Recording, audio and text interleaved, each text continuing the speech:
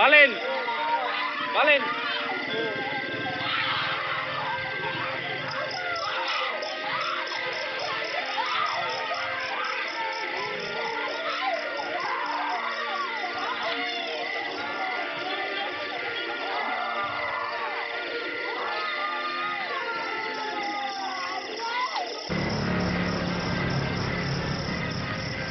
Jadi kalau itu kan dari informasi bahwa ditelantarkan tidak seperti ditelantarkan. Iya. Jadi jenazah itu mau diturunkan dari mobil, tapi kan minta diturunkan. Nah pada saat itu kan pagi hari terjadi pertukaran pegawai. Iya. Nah karena terjadi pertukaran pegawai, ini kan terindikasi, bukan terindikasi kan sudah positif. Ya sebab itu penanganan jenazah kan harus dengan perlindungan APD yang lengkap. Sebab itu menunggu tim baru datang, memperlengkapi diri dengan perlengkapan yang ada, baru jenazah diturunkan.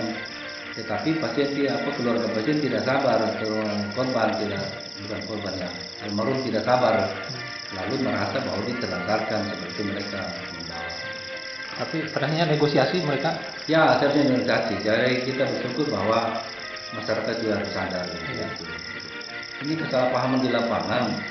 Dan kita berharap juga bahwa semua rumah sakit, Pak Sekda juga sudah dalam grup sudah menyampaikan bahwa ada PR di setiap rumah sakit yang mampu mengedukasi masyarakat. Kita berharap masyarakat betul-betul paham itu bahwa dalam masa pandemi corona ini berlaku aturan-aturan baik penanganan pasien maupun pemesanan jenazah.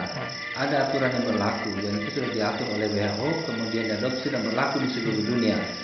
Dalam pandemi seperti ini, protokol untuk penanganan jenazah berlaku.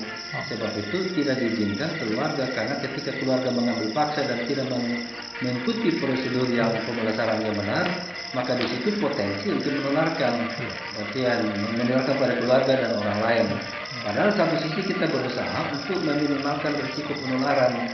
Dan kalau di balai seperti ini, kemudian kumpul keluarga, orang-orang berkumpul, akhirnya tertular satu dengan lain.